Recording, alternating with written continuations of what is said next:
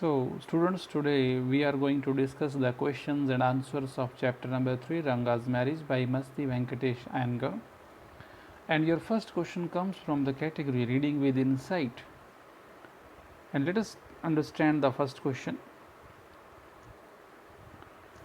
Comment on the influence of English, the language, and the way of life on Indian life as reflected in the story. कि English language का जो influence है, जो प्रभाव है, उस पर आप कमेंट कीजिए और भारतीय जो लाइफ है उसके ऊपर इसका क्या असर पड़ा है। इस भारतीय जो लाइफ स्टाइल है, वे ऑफ लाइफ है, उस पर इंग्लिश लैंग्वेज का क्या असर है, इस पे हमने कमेंट करना है। What is the narrator's attitude to English. Narrator का इंग्लिश के प्रति जो है क्या एटीट्यूड है। नरेटर कौन है यहाँ। नरेटर श्यामा है जिसने कि रंगा और रत्ना की हमें कहानी सुनाई थी। तो आइए देखते हैं आंसर इसका।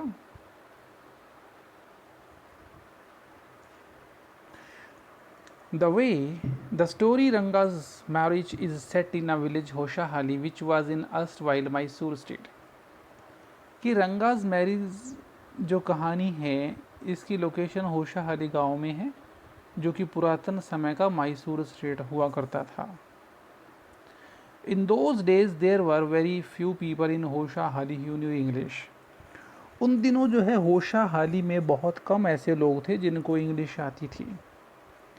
Like today, even during those days English occupied a very prominent place in the hearts and the minds of people.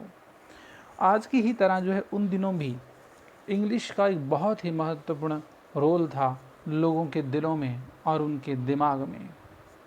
The village accountant mustered enough courage to send his son रंगा to Bengaluru for higher studies. गांव का accountant जो था उसने काफ़ी साहस जुटाया अपने बेटे रंगा को बेंगलुरु भेजने के लिए ताकि वह हायर स्टडीज़ ले सके। When Ranga returned home, it became almost a festive occasion for the entire village.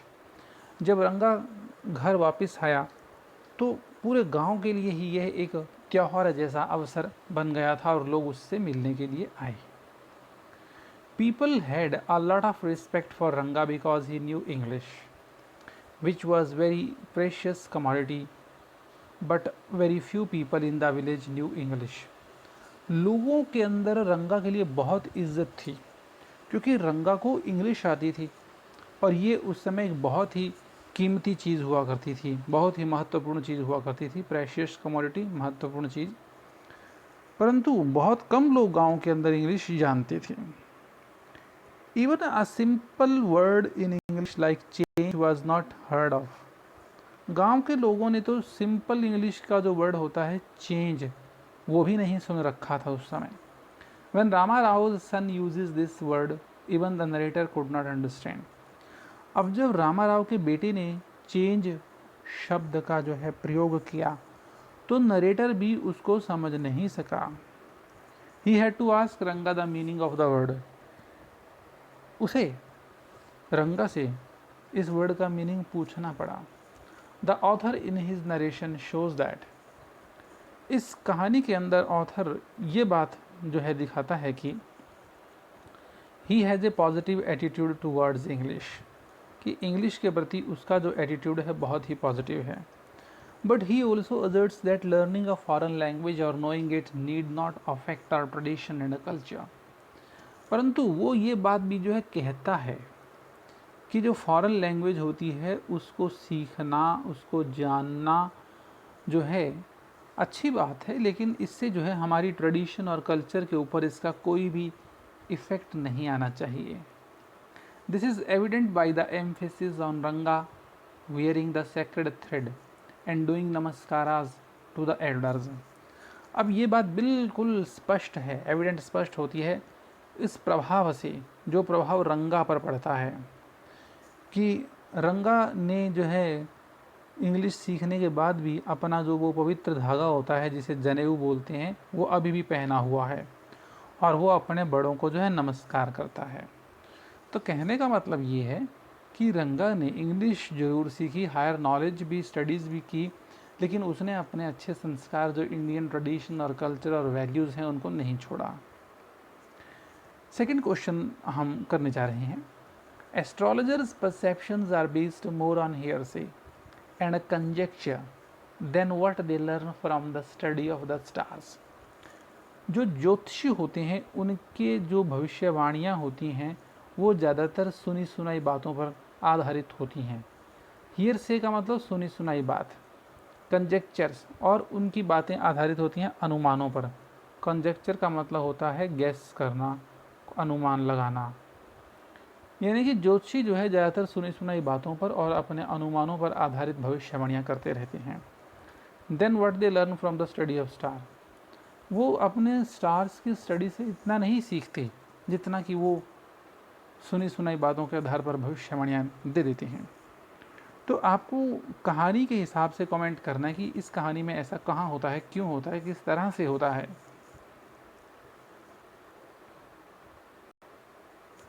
In today's India and India of yesteryears, there is not much of a difference as far as the belief in astrology is concerned। आज के भारत में और पुराने जो पहले के साल हुआ करते थे उसके भारत में कोई डिफरेंस नहीं आया है। लोगों का एस्ट्रोलॉजी में जो विश्वास है, जहाँ तक लोगों का ज्योतिष विद्या में जो विश्वास है संबंधित है, उसमें लोगों में कोई डिफरेंस नहीं है। लोगों का विश्वास पहले की तरह ही है। People believed in astrologers then and now. लोग ज्योतिष विद्या में पहले भी और अब भी विश्वास करते हैं। What we do not understand is that no one can predict God's design. तो जो बात हमें समझ में नहीं आती है वो ये है कि कोई भी व्यक्ति जो है वो भगवान का क्या लक्ष्य है, भगवान का क्या इरादा है, उसको प्रेडिक्ट नहीं कर सकता है, उसकी भविष्यवाणी नहीं कर सकता है। The astrologers like Shastri themselves do not really know the correct calculations of the planets. अब इस कहानी में जो शास्त्री जैसे ज्योतिषी लोग हैं उनको खुद को भी नहीं पता है कि जो ग्रह होते हैं उनकी कैलकुलेशन बिल्कुल करेक्ट जो है कैसे हो पाएगी, उनको खुद को भी नहीं आता है। But they pretend to do so, परंतु वो दिखावा ऐसे करते हैं कि जैसे उनको बहुत नॉलेज है प्लैनेट्स की, स्टार्स की, एस्ट्रोलॉजी की, etcetera. Most of these predictions are based upon the information supplied earlier by someone. अब इनमें से जो ज़्यादातर भविष्यवाणियाँ हैं ये उन सूचनाओं पर आधारित हैं जो उन्हें किसी न किसी से मिली हुई होती हैं। इन the story Ranga's marriage the Shastri is very well tutored bye the narrator in advance. अब ये जो कहानी है रंगाज मैरिज, इसमें शास्त्री को बहुत एडवांस में ही जो है नरेटर ने सारा कुछ सिखा दिया होता है कि उसे रंगा के आगे क्या बोलना है। He tells रंगा exactly the same thing what the narrator asks him। वह रंगा को वही बात बताता है जो बात नरेटर ने उसको बोलने के लिए कही थी। तो भविष्यवाणी वाली उसने कुछ काम ही नहीं किया। He pretends to do all the calculations and moves his lips, but these all are pretensions।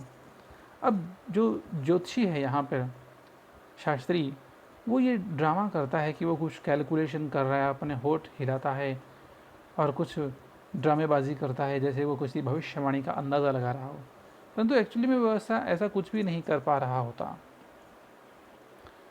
Next हमारा जो क्वेश्चन आ रहा है, question number 3। Indian society has moved a long way from the way the marriage is arranged in the story. कि अब भारतीय समाज बहुत बदल गया है।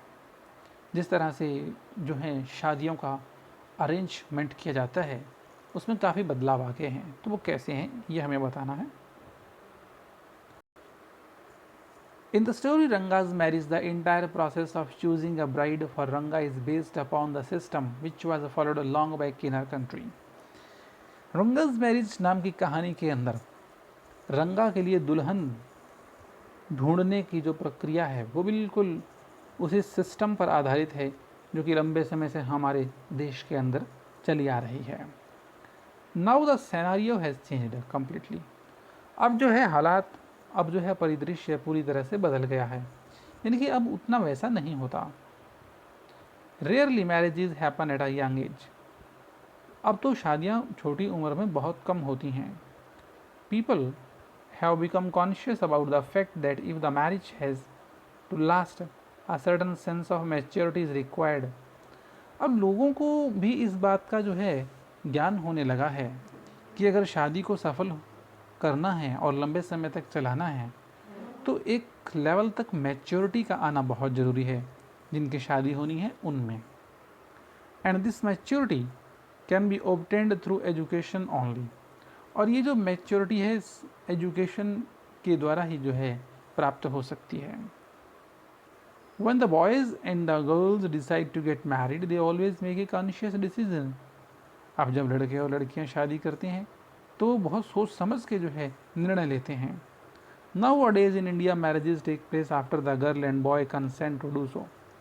अब भारत के अंदर जो है शादियाँ तभी होती हैं जब लड़का और लड़की दोनों आपस में सहमत होते हैं. कंसेंट माने होता है एग्री होना, सहमत होना. Sometimes the parents and the society do not approve, but the Indian law supports the decision. कई बार माँ बाप और समाज जो है कुछ शादियों को अप्रूव नहीं करते, उनको इजाज़त नहीं देती, लेकिन भारतीय कानून व्यवस्था जो है उनके इस डिसीजन को जो है सपोर्ट करती है. In the story Ranga's marriage, the initiative for Ranga and Ratna's wedding was taken by the narrator. अब इस कहानी के अंदर रंगा की जो शादी है उसके लिए जो है मतलब क्या है कि रंगा और रत्ना की शादी करवाने के लिए जो इनिशिएटिव है, जो प्रयास हैं, वो नरेटर के द्वारा किए जाते हैं. However, these days we see a lot of changes taking place as far as the marriage scenario is concerned in India. किंतु इन दिनों जो है हमें बहुत से परिवर्तन दिखाई देते हैं. अगर हम आज के जो विवाह के परिदृश्य को देखें भारत के अंदर तो बहुत चेंज आ चुके हैं. Fourth question, what kind of a person do you think the narrator is. जो नरेटर है, नरेटर कौन? हमारा श्यामा. वो किस प्रकार का व्यक्ति है ये बताना है हमने.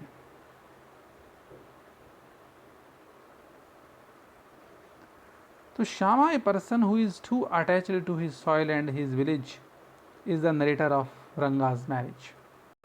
श्यामा जो कि अपनी मिट्टी से, अपने गांव से जुड़ा हुआ है, वो रंगाज मैरिज नाम की कहानी का जो है नरेटर है, कथावाचक है. According to the story he is a very simple and kind hearted person. कहानी के अनुसार वो बहुत ही सिंपल सा और बहुत ही दयालु हृदय का व्यक्ति है. He seems to have a lot of admiration for his village and knows the smallest tidbits about his place.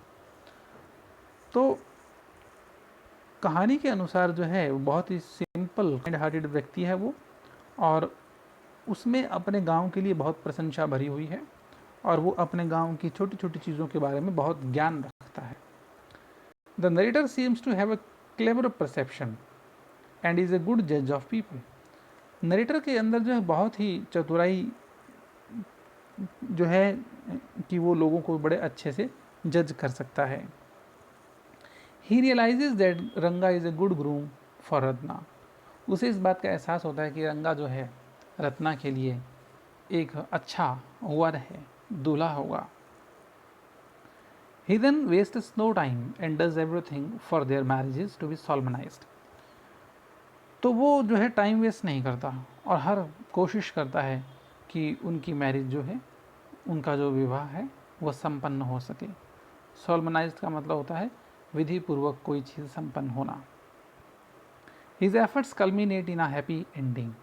उसके जो प्रयत्न हैं वो इतने अच्छे होते हैं कि उनका एंड बहुत ही हैप्पी एंडिंग हमें दिखता है. For which he earns a lot of respect. और इस चीज़ के लिए उसको बड़ा सम्मान मिलता है. This is evident. तो ये बात स्पष्ट है कि when Ratna and Ranga name their son after him. ये बात तब क्लियर हो जाती है, स्पष्ट होती है, जब रत्ना और रंगा अपने बेटे का नाम जो है उसके नाम पर रखते हैं, यानी कि अपने बेटे का नाम श्यामा रखते हैं. तो इसका मतलब उनके हृदय में बहुत ही जो है सम्मान है नरेटर के लिए. अब कुछ एक्स्ट्रा क्वेश्चन है बेटा, छोटे क्वेश्चन हैं तो वो हम देखेंगे. तो इनमें से पहला क्वेश्चन आ रहा है, what were the two distinctive features of the village Hosahalli. Hosahalli गांव की दो महत्वपूर्ण विशेषताएं बताइए. Distinctive, special. The narrator speaks glowingly of his village Hosahalli. तो नरेटर जो है अपने गांव होशाहाली के लिए बहुत ही खुश होकर के बताता है।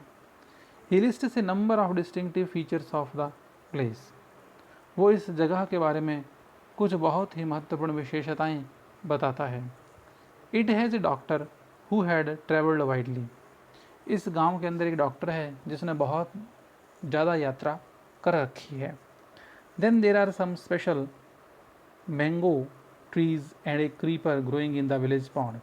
और इस गांव के अंदर जो है आम का एक पेड़ है और गांव के तालाब के अंदर जो है एक विशेष प्रकार की बेल उगी हुई है, क्रीपर बेल।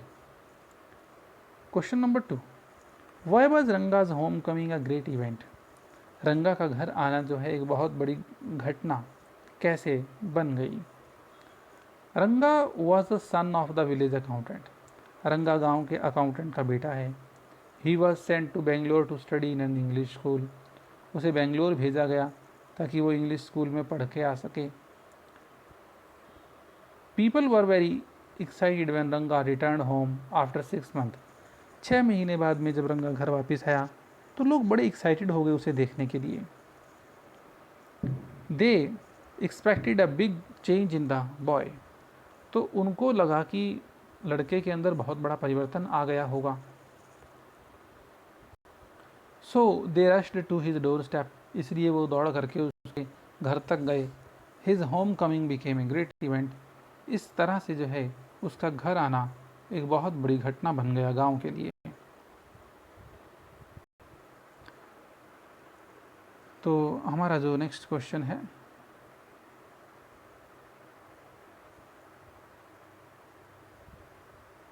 वो है question number 3, what role does the narrator play in the life of Rangappa.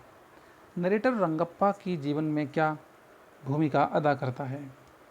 Shyama the narrator resolves to get Ranga married. Narrator जिसका नाम श्यामा है वो रंगा का विवाह करने का निर्णय कर लेता है, दृढ़ निश्चय कर लेता है। ही लेज अ ट्रैप फॉर रंगा। रंगा के लिए वो जो है एक जाल बिछाता है।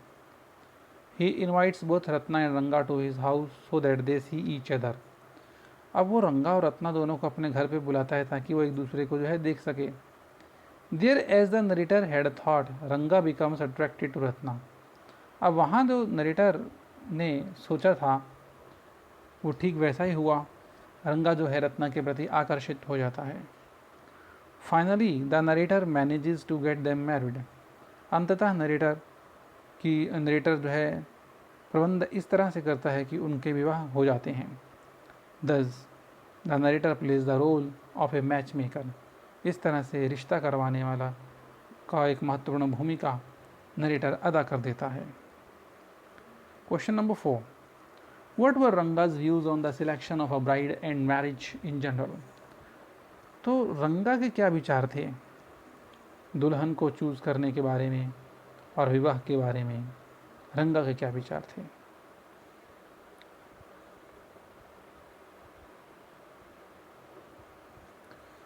Rangappa had no intention to marry unless he found the right girl. तो रंगप्पा का कोई इरादा नहीं था कि वो विवाह करे जब तक कि उसे सही लड़की न मिल जाए। He wanted a mature girl and also one home he admired. तो वो एक ऐसी मैच्योर लड़की चाहता था विवाह के लिए कि जिसकी वो प्रशंसा भी कर सके, यानी कि उसके अंदर गुण होने चाहिए। He was against arrange marriage. तो अरेंज मैरिज के वो खिलाफ था Ranga. And did not want to marry any adolescent girl. और किसी भी जो है अडोलसेंट लड़की के साथ शादी नहीं करना चाहता था। अडोलसेंट का मतलब जो टीन एज के अंदर हो, छोटी उम्र में हो, अभी तक 18 ईयर्स की एज ना हुई हो। Next question, who was Ratna. Ratna कौन है, क्या जानते हैं आप उसके बारे में। Ratna was the 11 year old pretty niece of Rama Rao. Ratna जो है रामा राव की 11 साल की एक सुंदर भतीजी है। She had lost her parents. तो उसने अपने माँ बाप को खो दिया है। Since she was from a big town she knew how to play the veena and the harmonium. अब क्योंकि वो जो है एक बड़े नगर से थी तो उसे वीणा और हारमोनियम बजाना आता था। She also had a sweet voice, उसकी आवाज़ भी बड़ी मधुर थी। श्यामा प्लेड अ की रोल इन मैरिज विद रंगा, तो श्यामा ने रंगा के साथ शादी में जो है एक महत्वपूर्ण भूमिका निभाई थी। तो बेटा इस तरह से जो है हमारे इस चैप्टर के जो क्वेश्चन थे रंगाज मैरिज के वो फिनिश हो चुके हैं, और अब ये जो चैप्टर है पूरी तरह से जो है फिनिश हो चुका है। Thank you so much. Fair notebook के अंदर ये क्वेश्चन जो है सभी आपने लिखने हैं। Good bye.